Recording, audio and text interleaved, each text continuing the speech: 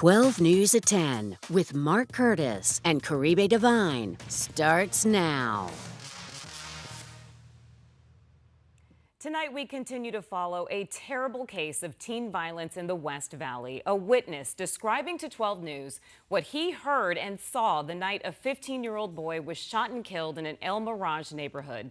Good evening, I'm Caribe Divine. I'm Rachel Cole, in tonight for Mark Curtis. And tonight, 4 teenagers are in custody facing murder charges. 12 News journalist Gabriela Becerra is here now with what police say led up to the deadly violence.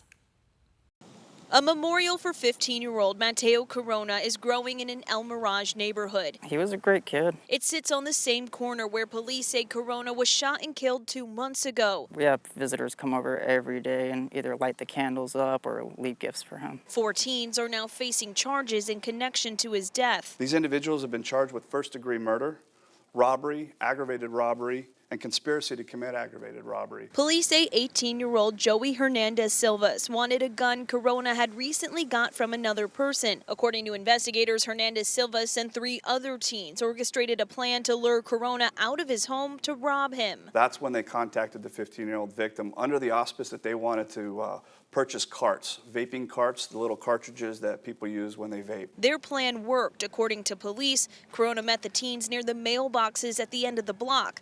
Court records say the teens jumped out of an SUV. One suspect said, quote, "Stay still, don't move." Corona tried to run away, and that's when 16-year-old Marcos Martinez allegedly shot him twice in the back. All of a sudden we heard just 2 loud pops. Chris Cephas called 911. His video surveillance captured the aftermath of the shooting, including someone running down the street.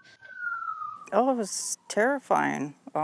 It was horrible. We just had another shooting in the neighborhood like a month before. Police say some of the teens sped away after the shooting, but surveillance video, social media, and witness statements helped detectives track down the suspects. We went in with everything we had, and I got to tell you, I'm pretty proud of the detectives. I think a 2-month conclusion involving 4 defendants is, in my opinion, working at a pace that shows the severity of the crime and our diligence to solve it. In El Mirage, Gabriela Becerra, 12 News.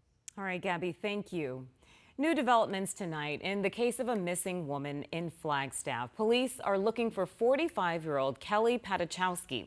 Family reported her missing yesterday evening after she went out for a run and a swim but didn't come back. Her Mazda CX-5 was later found at Campbell Mesa Trailhead. In the past hour, Flagstaff police say that they arrested her husband, Daniel, for aggravated assault.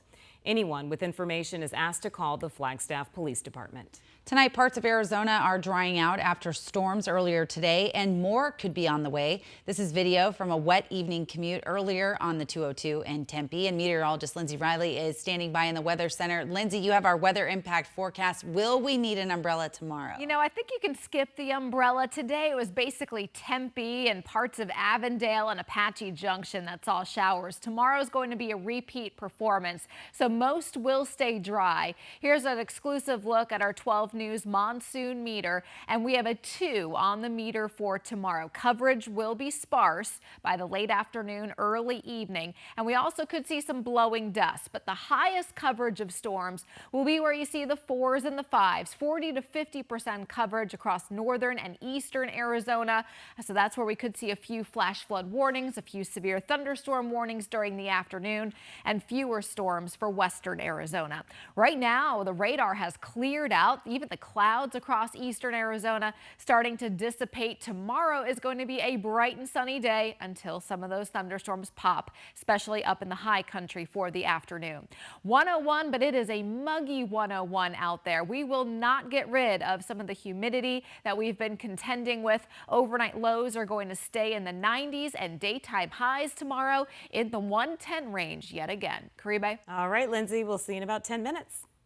Well, new at 10, we are hearing from a Valley home inspector who is known for sharing videos from his inspections on social media. Now, though, a popular home construction company has filed a complaint against him in an effort to stop those clips about the company from being posted. 12 News journalist Bianca Bono joining us live in studio with further detail. Bianca. Yeah, Rachel Caribe, Cy Porter has gained hundreds of thousands of followers online for his home inspection videos.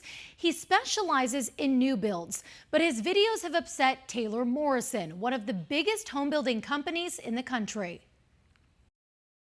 Well, I'm out here doing a final walk warranty inspection. For years, Cy Porter of Sci-Fi Home Inspections has been posting videos like this on social media. I'm pretty sure this is supposed to go there. He specializes in inspecting new construction homes and says he posts his videos as an educational tool for buyers. My number one focus is I want everyone to understand new builds need inspections just as much as any other home. His videos have earned him hundreds of thousands of followers, but not everyone is a fan, including Taylor Morrison, one of the largest home building companies in the United States. They've filed a complaint against Porter with the Arizona Board of Technical Registration, which regulates his profession. In short, the first sentence was, they don't approve of my social media. The complaint obtained by 12 News alleges unprofessional conduct. It reads, Taylor Morrison would like Cy Porter to stop posting any videos to social media about Taylor Morrison. They request past videos be removed and want Porter disciplined for, quote, his harassing, falsified, and bullying posting that does not serve his clients or the public. One of their biggest complaints is there was a gas meter that was leaking gas, and I made a funny out of it by